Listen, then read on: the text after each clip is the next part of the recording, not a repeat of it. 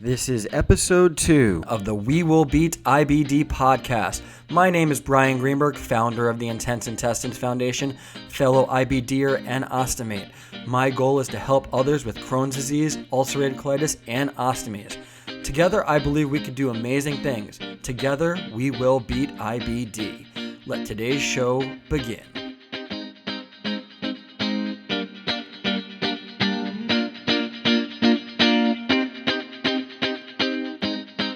Hello, fellow IBDers and Ostomates. I am very excited about today's show for our second We Will Beat IBD podcast. Today, I have the honor of interviewing Jessica Grossman of Uncover Ostomy. If you haven't seen her work yet, please visit www.uncoverostomy.org. Check out all the awareness she's done. Jessica has done an incredible job at helping out the IBD and ostomy communities, raising awareness for our causes and showing people that there should be no stigma with regards to ostomies and going to the bathroom just a little bit differently. I got to meet Jessica once a year ago in person while she was in New York City for an IIF event, and I can tell you she is an extraordinary person to know, and I am very lucky to have gotten to meet her. Her energy and just positive outlook with regards to inflammatory bowel disease and having an ostomy is incredible. She's helped countless people to show them that they shouldn't worry about having an ostomy and that they can live a normal life without having to worry about how the ostomy might affect their social lives, work lives, and everything that comes along with the journey of having IBD and or an ostomy. I hope you enjoy this show. Please remember to check out our other podcasts at www.intenseintestines.org. You can also follow us on Facebook, Twitter, and Instagram. Just search Intense Intestines. Please also remember to check us out on iTunes or Stitcher. Subscribe there so you get all the latest updates on the We Will Beat IBD podcast. Let's get started and raising some IBD and ostomy awareness with Jessica Grossman. All right. Hello, Jessica. How are you today?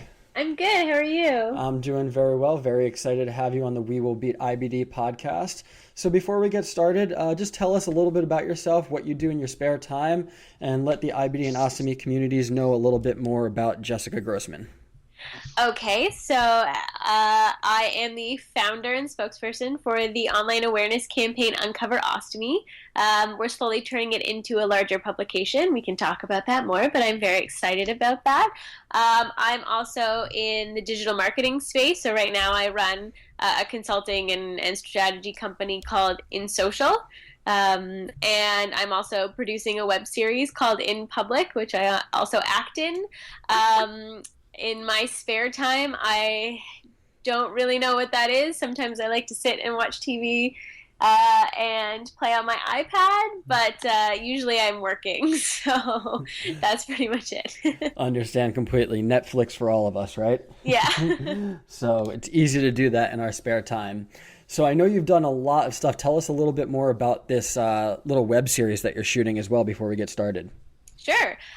In Public is a web series about a fictional PR firm, but we're integrating real PR and real brands and real strategy and all that fun stuff in a mockumentary style. So it's really entertaining. It's really funny.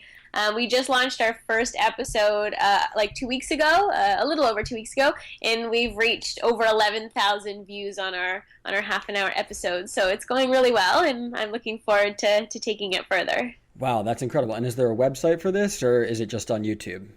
We have it on our website as well as on YouTube. Our website is inpubliccreative.com, and if you search for In Public Creative on YouTube, it'll show up.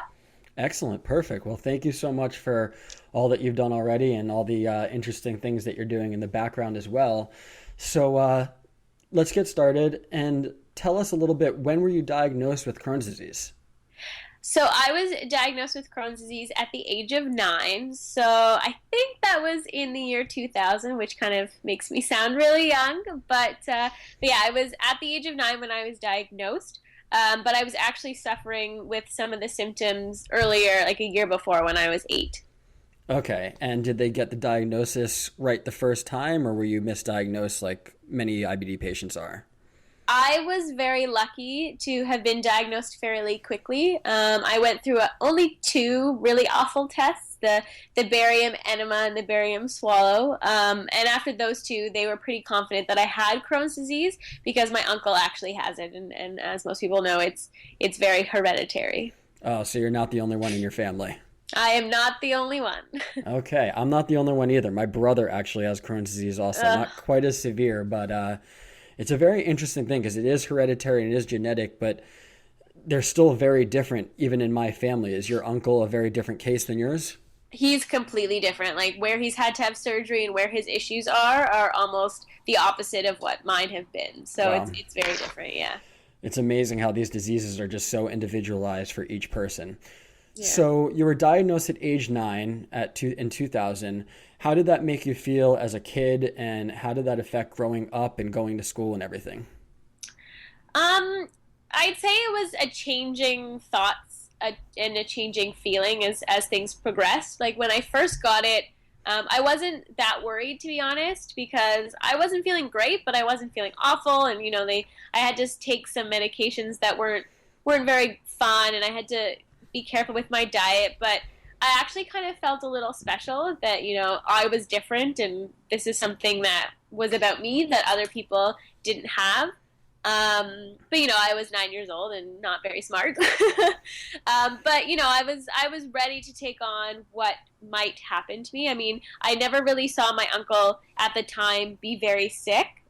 He was a lot sicker before I was born, and he's since had issues, but at that time I hadn't really seen it, so I saw him, living life pretty well, and I thought that I'd be able to do the same. Okay, that's excellent. Yeah, I was diagnosed at age 11 actually, so I was kind of similar situation. I wasn't feeling horrible, but I wasn't feeling great either, and I kind of just plugged along like any kid would and kind of ignored it for a little while until I really had to start paying attention to it more. Yeah. So, I mean, what was it like going to school as a kid with Crohn's disease, and did it affect your social life in any way, shape, or form? At first, it didn't really affect my social life. To be honest, I was a weird kid, so my social life was already a little bit strange. And I was 9, so what is a social life when you're 9 anyway? But as my disease sort of progressed, I ended up staying home a lot more. I ended up in the hospital for the better part of 2 years, so Oh, wow. I really didn't have any friends, and I didn't have the ability to participate in any after-school activities like I had before, or hang out with any friends. And being so young, friends couldn't just come visit me in the hospital. They'd have to get their parents to drive them, and we lived about a half an hour to 45-minute drive from where the hospital was, and so it just really meant that I didn't have a social life. This was also before like cell phones and social media and all that kind of stuff. So, I mean, things might have been different if that had been around, but yeah, I was pretty isolated. I'm sorry to hear that. I think I was very similar. I mean, I didn't have a ton of friends in high school, but I don't know at that age if I was at the right time in my life to really want a lot of people around almost. I kind of like to keep my disease to myself at that age, and it wasn't until later on in life where I really started to come out about it and talk about it more to all my friends and everyone around me. Mm. So when did you actually get the ostomy, and what went into that decision when you made the choice to take this step with your IBD journey? So for me, ostomy surgery came about after I had been in the hospital for pretty much 2 years, and was told that if I didn't have surgery, I was going to die. So my choices were pretty clear. I was given a choice. I did have a surgeon sit down and ask me what I wanted to do. And I did make the choice, obviously, to have surgery. But other than that, that's pretty much the situation I was in. It was either you do this or that's it. And it was a last resort for me. And how old were you again? I was 13 by this point. Okay, so pretty young, because I didn't get my ostomy until I was 28. So it was more of a decision on lifestyle and whether or not I wanted it at that point. And a lot of more stuff came into effect probably. But at that age, did you do anything to prepare for the ostomy surgery in any way? Or was it basically just this is a decision and you went straight into the OR? I braided my hair. They said that if you're on this operating table, that your hair can get really knotted from them moving you around. So I did that, but that was pretty much it because they said you have to do it now. And I think I remember it being like 2 days later I was wheeled in. So that was pretty much it. Wow, so you really didn't have that much time between decision and surgery. No, not at all. And to be honest, like I was 13, I was on so many narcotics that like things were floating in the air in front of me that like it was just this was what had to happen. I was fine with it. There was nothing else to do, right? So Yeah, no, it seems like a much easier decision at that age. I mean, I look at what went into my decision at 28, and there were so many factors that I had to think about. But if you're in the hospital for 2 years, which is, I just can't even think of what that was like at the ages of 11, 12, and 13, I feel like the decision is pretty simple at that point. yeah. Well, I'm glad it turned out okay. Have you had any other surgeries because of your Crohn's disease? I've had like really minor ones, I guess. Like after surgery, my Crohn's disease actually came up onto the surface around my stoma, so around the area where I had had surgery. So I needed a very minor surgery to like cut some of the infected part out. And then other than that, I'm supposed to be having surgery because my intestines are actually twisted. Like it's a mechanical thing where I've just had my ostomy for so long that apparently it happens. And I'm not sure if I'm going to move ahead with that, but that's there. That's hovering around me. I'm so sorry that you have to have that done. I mean, it seems like you've been pretty well for quite a while. And what's the prognosis for this surgery? And if you're not going to do it anytime soon, when do you think you might have it done? Well, basically, so the surgeon said that he could cut around my existing stoma and pull a little bit out and make a new stoma out of the intestine that's not twisted. And he said it's a very small recovery time, but for me, what's going in my head right now is that everything else, all things considered, are perfect. My like ostomy bag fits perfectly. I barely ever leak. Like I know how to wear my clothes. I know that I just know the way it is right now is the best it's gonna be. So kind of taking that chance is a little bit scary. So I'm not really sure. I'm not really sure yet. It's just I'm doing okay as I am right now. So we'll see. You seem like you have everything down pat, and just why change things if you don't have to at this moment, I guess. Exactly. The only thing I can't do right now is eat high residue foods. Like I haven't had salad in a year and a half, and it was one of my favorite things. But I make adjustments. So. That's what we all have to do. I mean, I feel like living with an IBD and or an ostomy is all about dealing with adversity, making adjustments, and then kind of trying to make the most of it. I mean, we're dealt these cards, and they're not always the best cards, but I feel like you have to try to rearrange them to at least look as pretty as possible and then live your life to the fullest. Do you feel the same way? Oh, exactly. Like for me, it's do I pick between, risking surgery and things being, flipped upside down and not working as they should, or do I just, be careful with what I eat and watch that? Like for me, the eating part is a lot easier and less scary to manage. So what time in your life did you really learn how to kind of deal with the roller coaster a little bit more, for instance? I don't really know. I mean, I was really sick and then I had surgery and then I wasn't sick anymore. So the roller coaster was kind of over, and that by that time I was already 13 going on 14, and then I've been pretty much healthy until now. I mean, I had a minor flare up I think about 2.5 years ago now. Okay. But it lasted like 6 weeks. We caught it really fast and we did medications and then it was gone. So other than that, I mean, I haven't really rode the roller coaster in quite some time.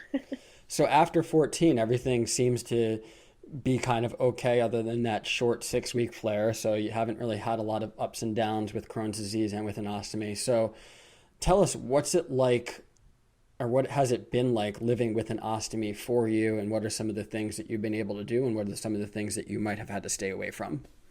I haven't stayed away from anything. That's great to hear. I love hearing that. If I have, it's because I'm scared of it, like skydiving. But I could probably still do that anyway. Why would I ever do that? So I've been skydiving with my ostomy, and I have to say it was a great experience. So you should try it out one time.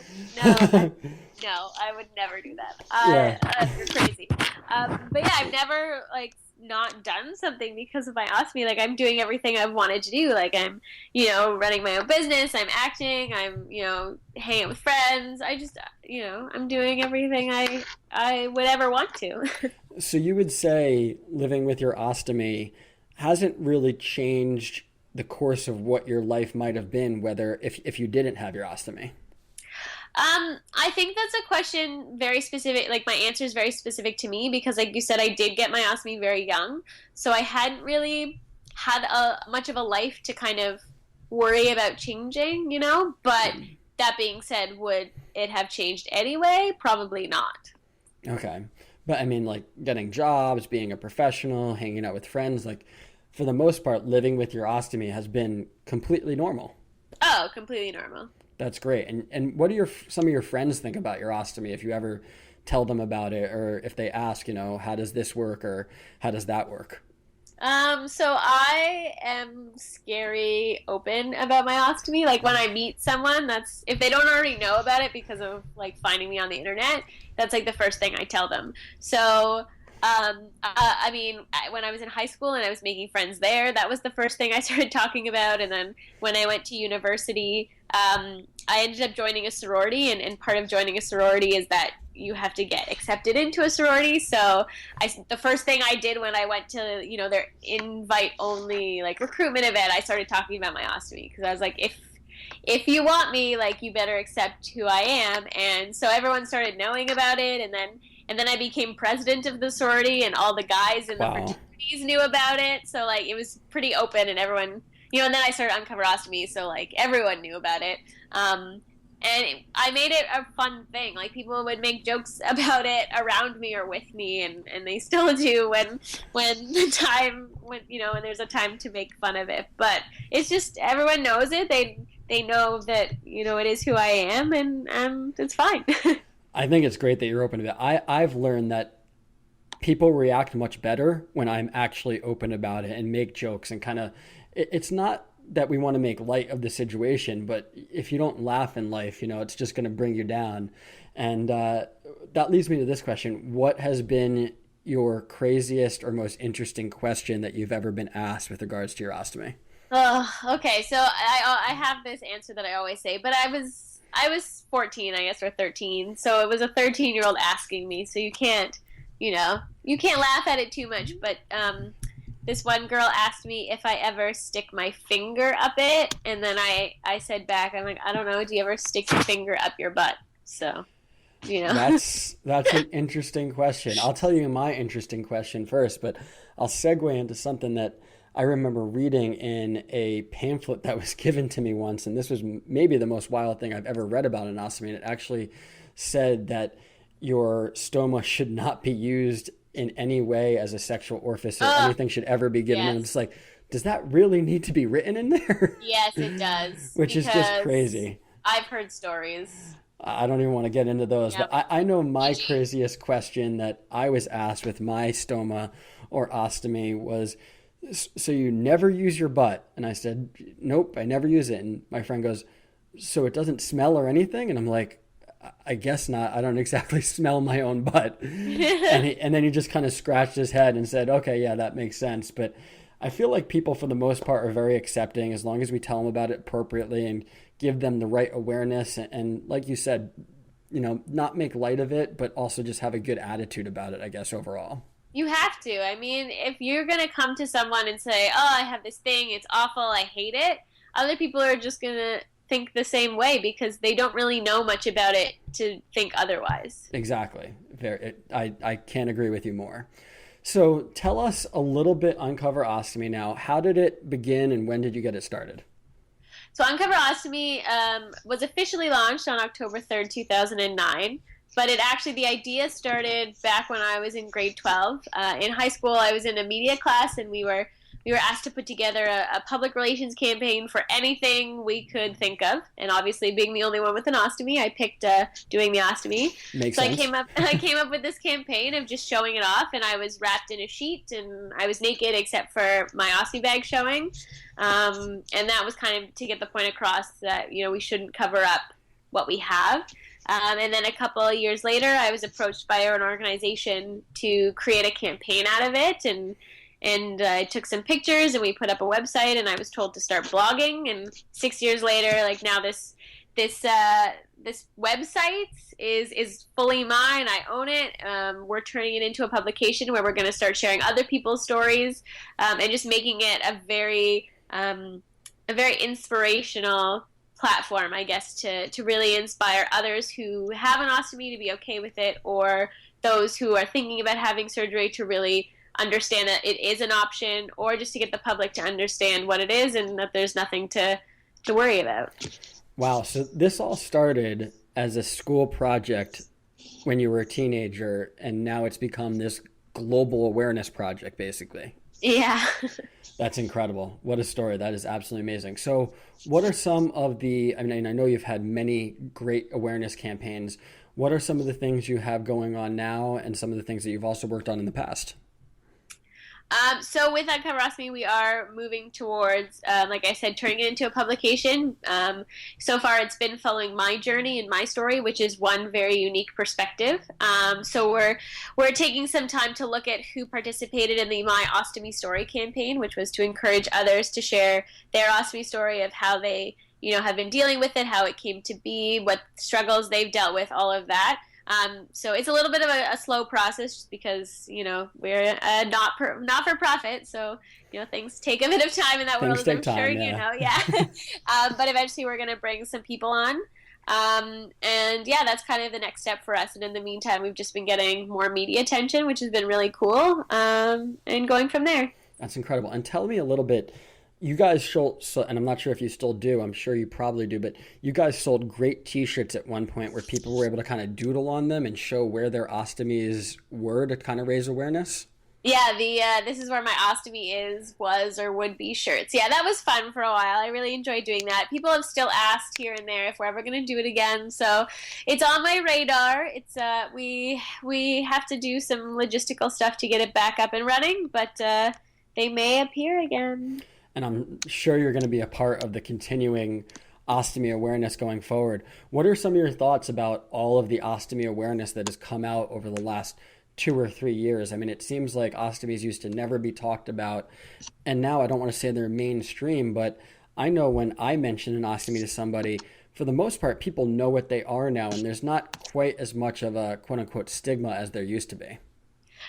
There's definitely been a shift since I started, for sure. When I started Uncover Ostomy, I actually got huge backlash from that community saying, you should be ashamed of yourself. We shouldn't be talking about it. We shouldn't be showing people what it is. And I was shocked that was the response that I was getting. Now, 6 years later, with the help of the internet and social media, people are feeling more comfortable talking about what we have and what it is. I think it has to do with the fact that social media has become a platform for all types of diseases and illnesses. So seeing the success of other campaigns and other, diseases or illnesses out there, and how the response has made it, has kind of opened the doors for the ostomy, as well as, there is that barrier of being on the internet and not having to be face to face with someone that I think helps. But there's definitely been a huge shift since I started, and it's really awesome to see. I agree completely. I think the internet has changed just the way disease is perceived in our society completely. I mean, years and years ago, if you wanted to learn something about cancer, or HIV, or Crohn's disease, or ulcerative colitis, or ostomies, you had to go to the library and research it, and it was kind of like tucked away in the corner. But now, I mean, people are speaking up on social media, they're speaking up on all these websites, and it's almost made everybody in the world, in our society in general, more accepting and more knowledgeable with regards to everything that's going on, and the fact that everybody has something going on in their life. Or they know somebody that has something going on in their life. Yeah. So it's pretty incredible how it's changed the way disease, I guess, just works in the world today. So we have some great questions from the IBD and ostomy community. I just want to ask you those. And I'm going to start with Sarah. Sarah asks, what has been your biggest accomplishment with IBD and or your ostomy?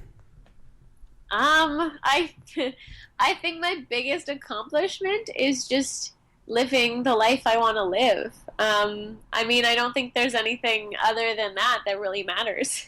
Yeah, no, I think you're right on track. I mean, it seems like you've kind of had the ostomy surgery and you've just lived a great life since then, and it hasn't really gotten in the way of you doing anything that you wanted to.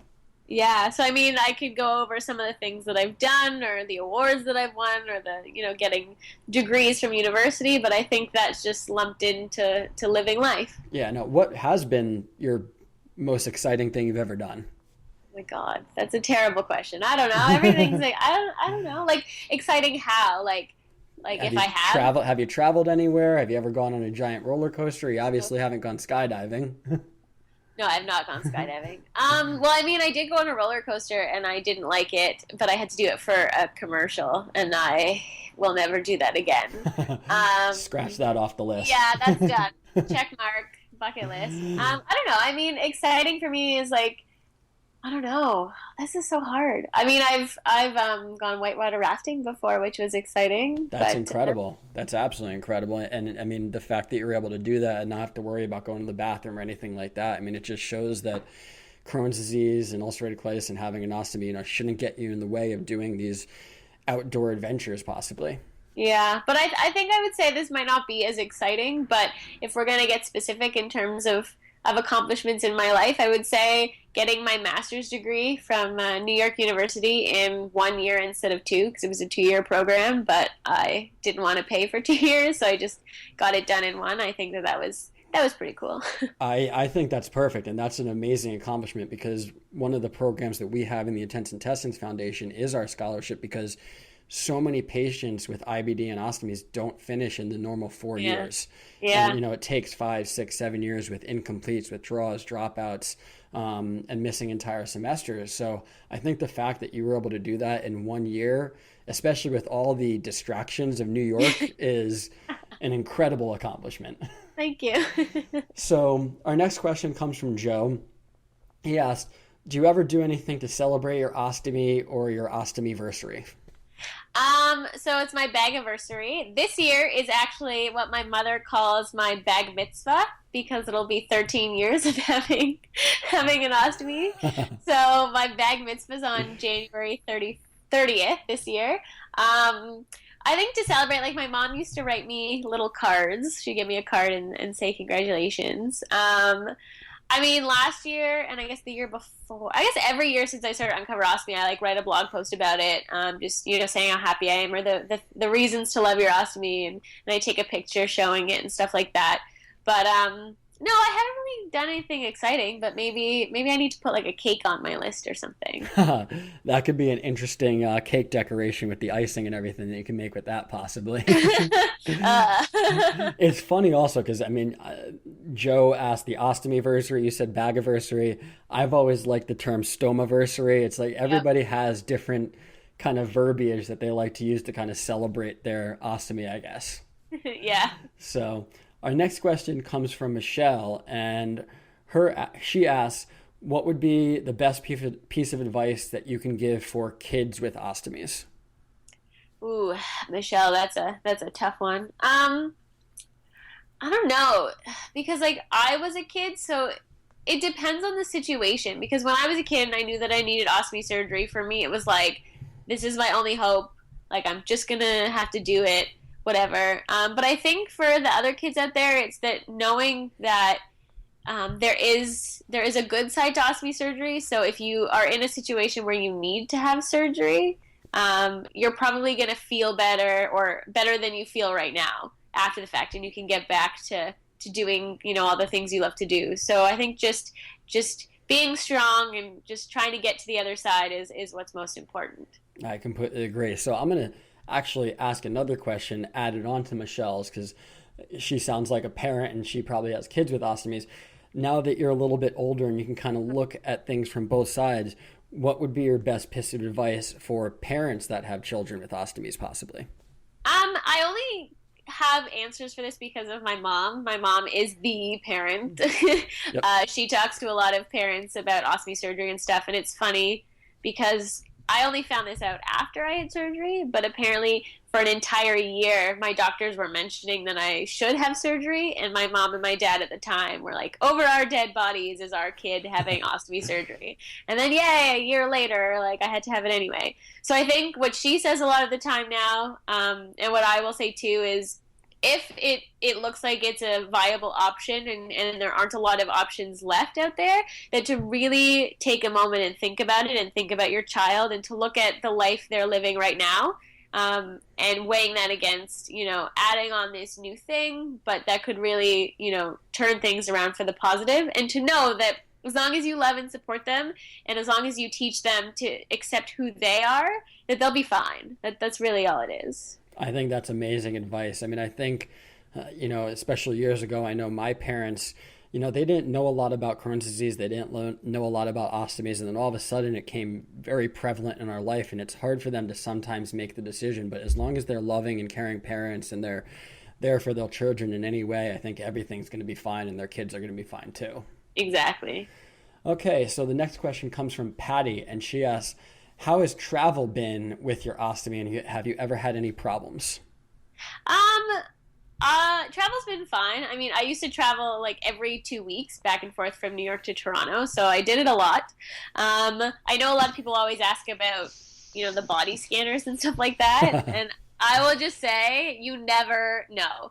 Because when I used to travel every 2 weeks, I'd usually wear the same pair of leggings, like my travel pants, and I'd walk through the body scanner, and only 50% of the time would my ostomy come up. But I'd be wearing like the same thing.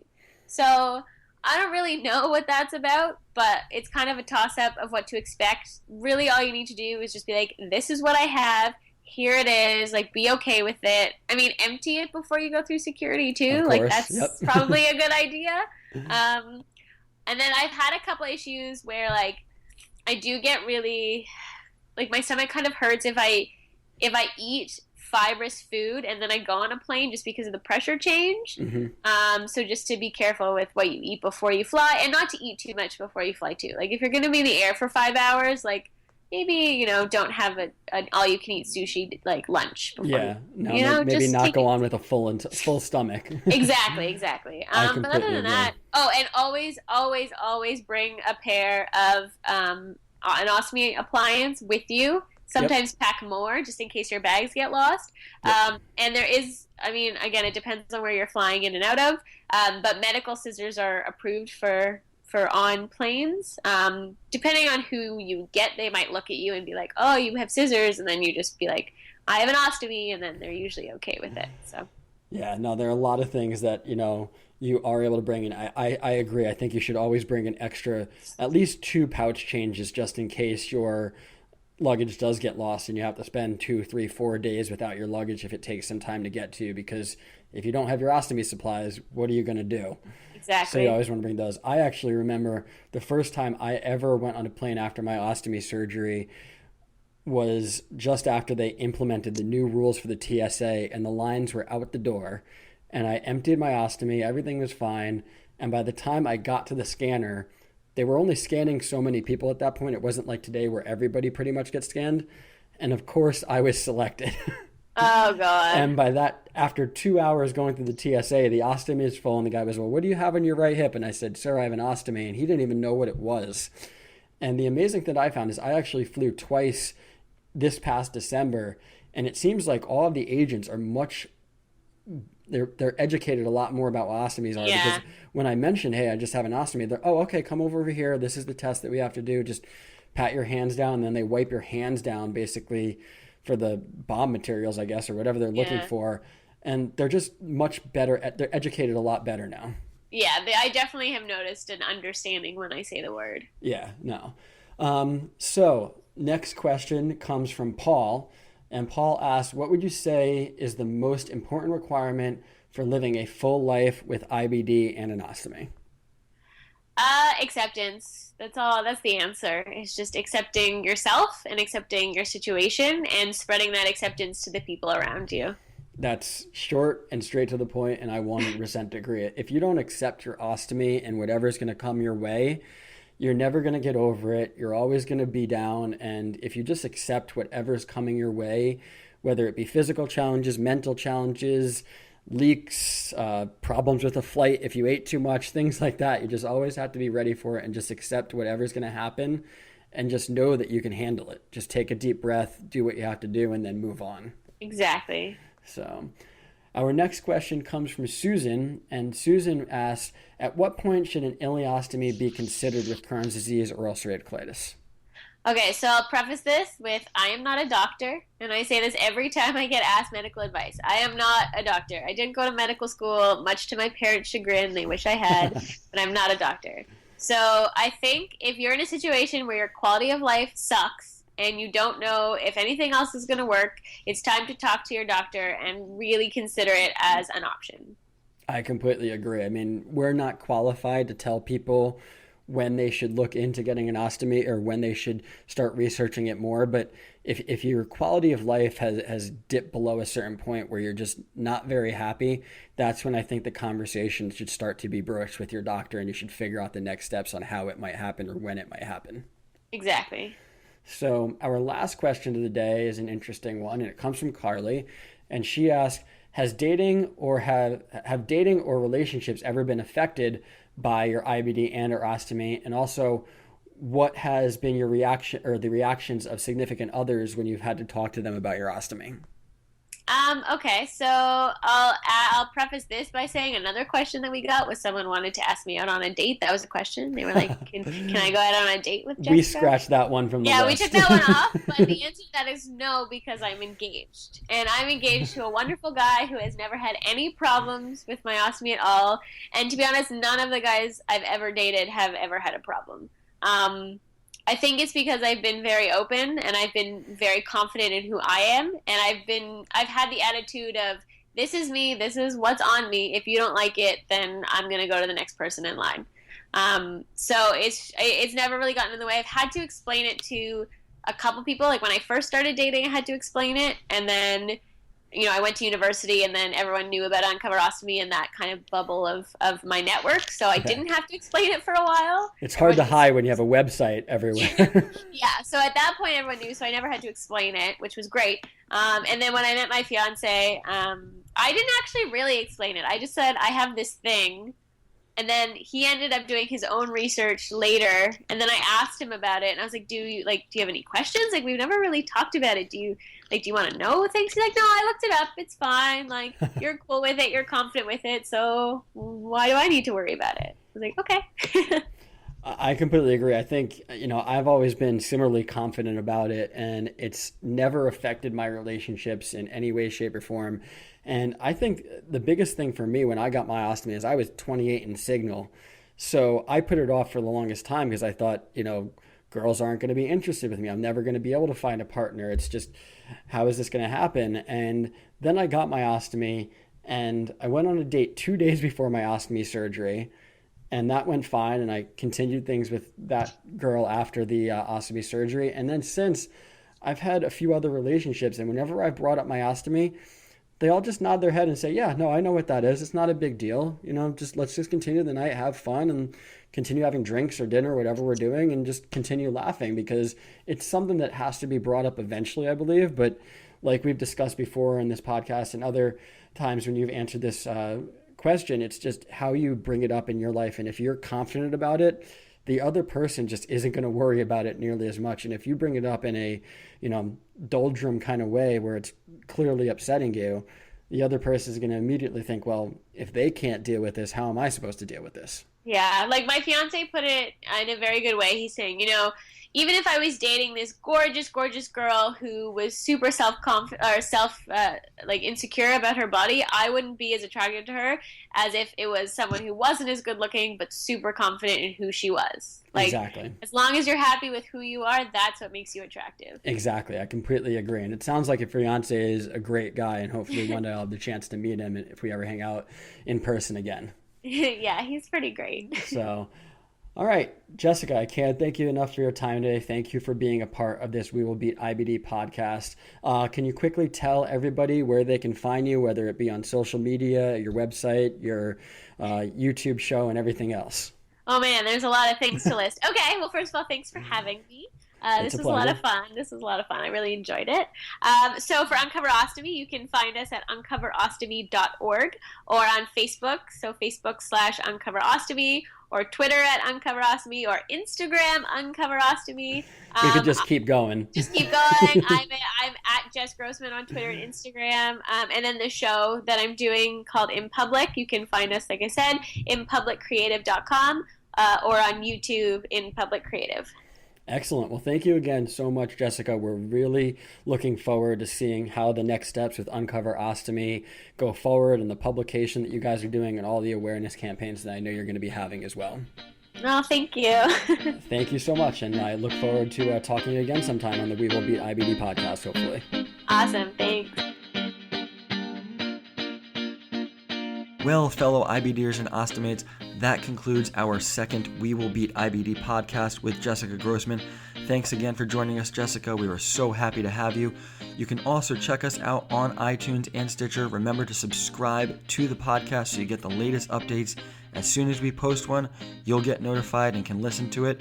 You can also check us out on our website, www.intenseintestines.org. And don't forget, check out all the great work that Jessica's doing at www.uncoverostomy.org. Together, we can do amazing things. Together, we will beat IBD. Have a great day. We'll see you soon. Remember again, before changing anything with regards to your daily treatment and activities, consult your medical professional team.